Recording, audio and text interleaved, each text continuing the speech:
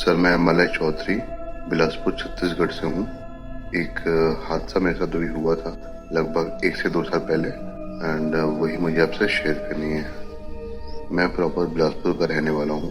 मेरे पापा रिटायर हो गए तो हमें एरिया थोड़ा सा चेंज करना पड़ा। बिलासपुर के आउटर में हम शिफ्ट हो गए, लेकिन मेरा वर्किंग प्लेस नियर अबाउट मुझे चाहिए था। तो एक जगह मोपका करके वहाँ मैंने एक रूम रेंट पे लिया। मैं और मेरा एक रूममेट हम दोनों वहाँ पे शिफ्ट हुए। स्टार्टिंग में जब हमने घर शिफ्ट किया तो उस टाइम थोड़ा बहुत हमें आवाज वगैरह आना, सीढ़ी से चलने वलने की आवाज आना आती थी। लेकिन क्या होता था कि घर आपस में अटैच्ड है, तो हमने सोचा कि हो सकता है पास वाले घर पे बच्चे होंगे तो उनका आवाज होगा। तो हमने इसको काफी हद तक इग्नोर किया। लेकिन थोड़ी सी एक्टिविटीज हमें होती थी, लाइक हल्का बहुत आवाज होता था कि हम दो लोग के अलावा भी इस घर में कोई और है। एक दिन हम लोगों ने काफी ड्रिंक किया। शनिवार की रात थी। तब तक ये था कि हमें एक्टिविटीज का अंदाजा हो चुका था कि इस घर पे कुछ एक नेगेटिविटी है। क्या ये हमें पता चल चुका था, क्योंकि काफी बार ऐसा मैंने किचन में भी मैं बहुत टाइम कुछ चाय बनाने गया या फिर ऐसा कभी कुछ अर्ली मॉर्निंग में उठा तो मुझे कहीं ना कहीं थोड़ी सी हलचल महसूस होती थी। क्योंकि मैं जब वापस आके देखता था तो देखता था मेरा रूममेट अपने रूम में सोया हुआ है। तो इतना समझ में आ गया था कि यार कोई और ही है जो ये एक्टिविटी कर रहा है।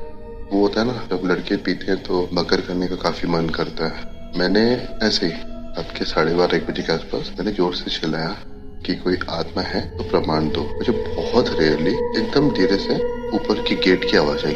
तो मेरे बगल में मेरे रूममेट का भाई था, उसने मुझे बोला कि भैया प्लीज मत करो, फालतू में इस चीज को नहीं चैलेंज करना चाहिए।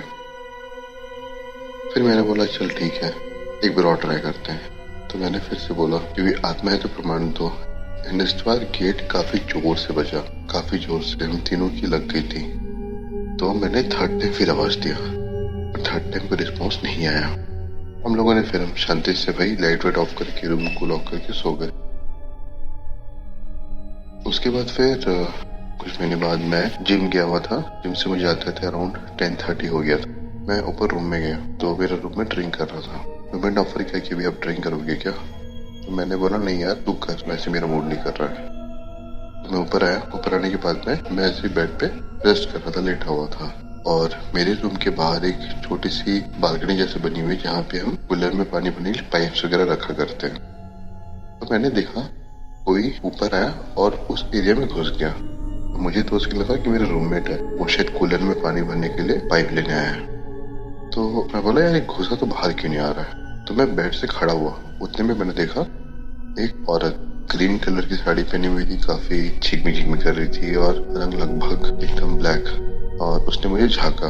तो क्या था कि हमारे जो घर की छत है वो आपस में कनेक्टेड है। मुझे उस सेकंड लगा कि हो सकता है मे बी ये चोरी के इरादे से आई होगी। गेट डेफिनेटली खुला रह गया होगा और ये वहां से घुस गई और इसको पता नहीं था कि घर में कोई है। पहले 2 मिनट लगा, फिर मैं बहुत ज्यादा श्योर हो गया कि ये चोरी है। तो मैंने चिल्लाया कौन है? उसने मुझे रिस्पॉन्स नहीं किया। फिर वो पलटी और पलट के जाने लगी और वो गेट की तरफ एंटर कर गई। एकदम श्योर हो गया कि डेफिनेटली चोर है। दौड़ते हुए गेट के पास गया, बट वहां मेरे को एकदम शॉक लगा क्योंकि गेट अंदर से बंद था। तुरंत मैंने अपने रूममेट को बुलाया। मेरी तो एकदम हालत खराब थी, बिल्कुल कांप रहा था मैं उस टाइम पे। रोंगटे एकदम खड़े थे मेरे। लाइक 2 सेकंड में मेरे मुंह से आवाज निकलना काफी मुश्किल था। काफी मुश्किल से मैंने चिल्लाया अपने रूममेट को, बहुत मुश्किल से मैंने आवाज निकाली। उतने में मेरा रूममेट आया ऊपर। आने के बाद पूछा क्या हुआ। मैंने सोचा एक्सप्लेन क्या करूँ उसको। मैं बोला बाहर चलते हैं, कुछ कोई आया था करके। उतने में हमने गेट खोला, हम बाहर गए, हमने चेक वेक किया। हमने पास में देखा, ये देखा, वो देखा, कोई कहीं कोई कुछ नहीं था। तो उस दिन वो एकदम ही क्लियरली मैंने देखा उस चीज को जो हमें लगता था कि कुछ है। और उस दिन मैं श्योर हो गया कि घर पे कुछ है। उसके बाद दूसरा दिन बोला रूममेट को, मैंने कहा कि भाई मेरे साथ सो जा प्लीज। तो वो सो गया मेरे साथ। उसके बाद फिर सेकेंड डे उसको अपने घर जाना था। मेरी तो बहुत गंदी लगी हुई थी, बहुत गंदी। मैंने अपने फ्रेंड्स को बुलाया कि अरे आओ यार मेरे साथ में प्लीज। पर सबके घर में प्रॉब्लम थी, सबको घर में परमिशन नहीं मिल पा रही थी। तो लगभग 1-2 बजे तक हम साथ में बैठे हुए थे मेरे रूम पे। तब तक it was no activity at all, कोई एक्टिविटी नहीं थी। फिर मैंने एक फ्रेंड को रिक्वेस्ट भी किया कि हो सके तो प्लीज रुक जा। तो ही वाज लाइक कि कोई दिक्कत नहीं है, कुछ होगा तो फोन कर लेना, मैं आ जाऊंगा। मैं बोला ठीक है देखते हैं। मैंने प्रॉपर्ली रूम को लॉक किया और लॉक करके मैं ईयरफोन लगा के सोने आ गया। और मुझे एक्चुअली जैसे तैसे मुझे नींद आई, लगी थी आग कि गेट को बहुत जोर से किसी ने बजाया, बहुत जोर से। एंड हवा भी चलेगा तो गेट एक बार बजेगा कंटिन्यूसली, धड़ धड़ धड़ धड़ धड़ धड़, मतलब 1 सेकंड तक गेट किसी ने हिलाया है। एंड वो सुनने के बाद तो ऑनेस्टली मेरी हालत बहुत खराब हो गई। अब बिलीव नहीं करोगे, मैंने उस टाइम पे हनुमान चालीसा, ऐतल कुर्सी सब मैंने मिक्सअप कर दिया। जो मेरे दिमाग में आ रहा था पढ़ रहा था, लेकिन मैंने एकदम ठान लिया था कि भाई मैं लॉक तो नहीं खोलने वाला, चाहे चाहे कुछ भी हो जाए, लॉक मैं नहीं खोलूंगा।